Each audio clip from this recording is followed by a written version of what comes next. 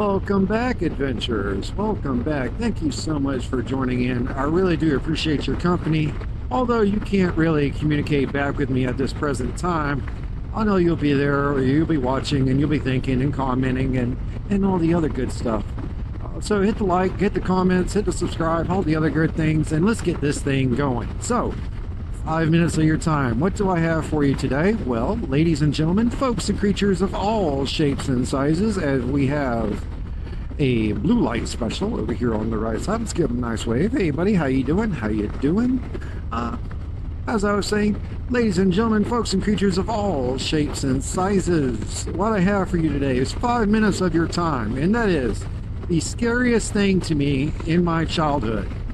And that thing was nothing more than a cigarette. A cigarette hanging off my mom's hand was the scariest thing in my childhood, because I was a very affectionate child. I loved running up and giving hugs and, going around mom whenever I could. So in social situations, or even out around the house, if she was smoking, I had to be a lot more cautious of how I approached her, when I approached her. I had to make sure she knew I was approaching and from what angle. It's like a pit bull that's like 90 years old, disabled and blind in 2 eyes. You don't surprise a dog that can't see or hear you, right?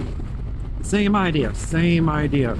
Don't surprise someone who is holding a cigarette, because at the end of that white stick is a glowing ember around 2,000 degrees Fahrenheit. Now, some of you may be saying in the comments or to yourselves, 2,000 degrees, there is no way, that's not mathematically or scientifically possible. What are you talking about, you buffoon? Well, I dare you this. When someone is smoking a cigarette, I want you to go run up and slap it right on your bare arm. Just slap that damn thing on your arm and tell me how hot you think it is. Now, if you tell me, oh, it's like 6 degrees, 80 degrees, okay, I'll retract my statement. However, if you remove your hand and there is a burn where that cigarette just touched you, well, ladies and gentlemen, folks, creatures of all shapes and sizes, that is my argument for it being 2,000 degrees, because honestly, it doesn't matter how hot it is actually hot enough to burn you instantly. And there are a great many of us who grew up in the 80s and 90s who have scars or scarred memories of mom or dad's or uncles or somebody's cigarette being put out when it shouldn't have, where it shouldn't have. And I'm not talking about the abuse there within, folks. That's a whole separate topic. But the accidental burnings from the cigarettes. And that's why my mom's cigarette was so terrifying to me, because it would burn you instantly. You had no second chance. As soon as you got too close to it, it was too late. It was already touching you, and there was nothing you could do about it except for cry and cry, because mom had to put ice on it, or aloe, or whatever kind of burn cream that your group had around them at the time. Now, don't let me completely disdain the name of cigarettes, which, granted, on their own, cigarettes are not a good product. They're very evil. They have caused a lot of health issues, burns, clearly, right? The whole point of this video. However, they have had their uses, and one of those uses is helping with the sting of, let's say, a bee. You're outside playing in the summer or spring in the South, because that's what you did in the 80s and 90s. You played outside, and from time to time you would come across a bee or a hornet or a wasp or something that would either sting you or bite you. Why? Because you're in the South and you're outside. That's why. Well, you would go running up to mom, dad, grandpa, grandma, somebody, right? Somebody who was in the know, and they would take a cigarette, break off a little bit of it, mix it with some spit, and then slather that onto whatever bite or sting you had, and that would relieve the pain and the swelling, and before you knew it, the sting was not as bad as it was. And that's some old school medicinal shit right there, guys. Oh, tobacco despite what big tobacco companies have done to it, it actually has its uses. It's actually very medicinal. If you don't believe me, Google pure tobacco uses, and you'll see that it's just another thing tainted by the pharmaceutical companies, or basically big money. Big money has tainted tobacco to be a plague on society now. Yeah, I do the same thing with almost everything. Did you know that one of those weeds growing out in your yard that you cut down religiously because it grows ginormous and it's kind of hideous to the HOA? Well, did you know that weed growing up is actually a pain reliever? The white sap from within is a excellent pain reliever. You didn't know that, and you're not going to learn that, because that's not something they're going to teach you in school, because they're going to tell you to reach for that little bottle of Tylenol or ibuprofen and call it a day. Well, because that's what you do. That's what I do. I reach for the bottle of ibuprofen every morning, grab about 800 milligrams, slug it down with an energy drink or some coffee, and begin my day. Well, that's what I did do. Me and Brandy are changing gears. We're switching directions. We're altering our path and how the world around us is affecting us, how we interact with it. And we're going to more of a homesteading, more natural, provide what you can for yourself. Only go get what you have to. That's what we're going to be doing, or are attempting to do. Neither one of us have done it, but oh well.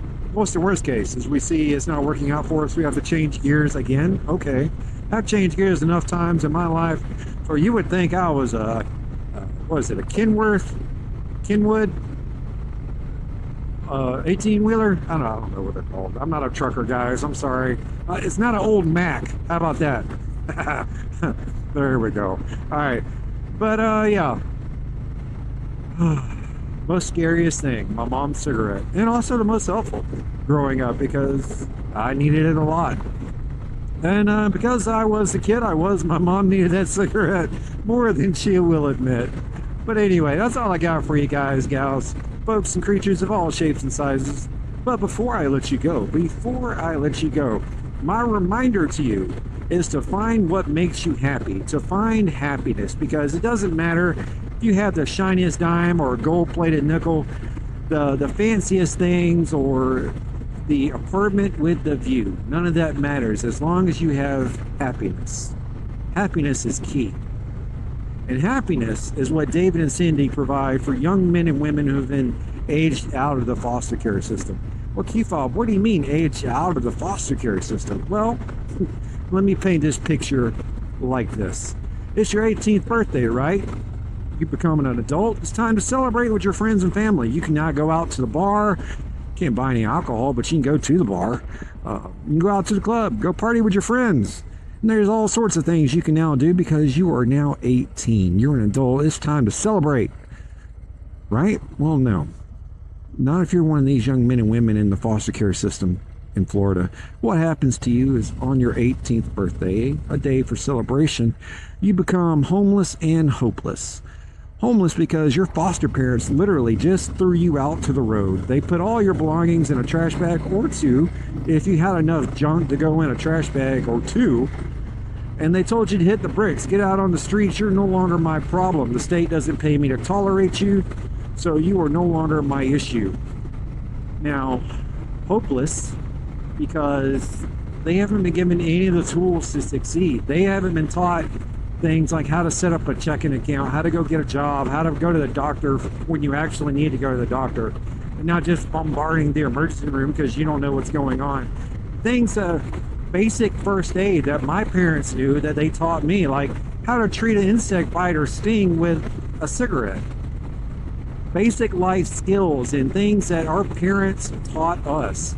That's what these young men and women have been hopelessly tossed out onto the streets with. No tools for success, no chance to find their own, no chance to find happiness. Enter David and Cindy. They bring in these young men and women who have been tossed out, and they try to provide them with the tools that their biological parents refused them and that their state-appointed parents denied them, right? Things like how to go get a checking account, how to tie your shoes, how to go to the doctor, how to get a job, how to go to school, how to pay for all that so you can keep the lights on at home. You know what I'm saying? And they teach them how to find happiness, how to navigate life. Because, ladies and gentlemen, folks and creatures of all shapes and sizes, it doesn't matter who you are, where you're at in your life. You faced a hard time, and if someone didn't help you through it, it was way worse than it should have been. If they didn't tell you how to navigate it, it was worse than it should have been. David and Cindy provide these tools. They provide that knowledge. They provide the first aid that every person should know. Every future parent should be able to bestow that onto their kids. So reach out to David and Cindy. See what you can do for them. See if there's anything you can help. Buy a raffle ticket. Donate time. Donate money. Donate just by spreading the word, right? That little icon in the corner of my screen that's in all of my full-length videos. The little hashtag that's in 98% of my shorts. All I'm doing is talking about them. Yes, I do support them in other ways, but you'll never know that. You'll never see that because that's not what you're meant to see. What you're meant to see from me and Brainy Chameleon is this. Us showing you. All you have to do is get in front of a camera and talk about it, and you're helping. Right? Now, let's say David and Cindy isn't the kind of boat you want to sail in. That helping forgotten angels and helping people isn't your ball. I get that. I can understand. People are complicated. People can change on you. But what doesn't change is a dog. Dogs don't change. Dogs will always love you because that's what dogs do. And where do I get my dogs? Well, 3 of them I've gotten from Possum Southern Rescue, based out of Bon Air / Warner Robins, Georgia, every Saturday. Every Saturday. At PetSmart and Warner Robins, they have a dog adoption where they bring in all their foster dogs, all their shelter dogs, young dogs, old dogs, pups, dogs with disabilities, dogs with pups. I mean, all sorts and sizes, guys. And they bring them in to have them an opportunity to find their forever home, their forever happiness. And ladies and gentlemen, folks and creatures of all shapes and sizes, I've said it once, I've said it twice, and I've said it 3 times. Happiness is key. And on that note, I'm going to leave you alone. Go out and think about David and Cindy and the Forgotten Angels. Go out and think about Possum Southern Rescue and what they do for the dogs. And remember, a cigarette in your mom's hand. Or maybe it's a cigarette in your hand now. It can be very scary, y'all. Y'all take care.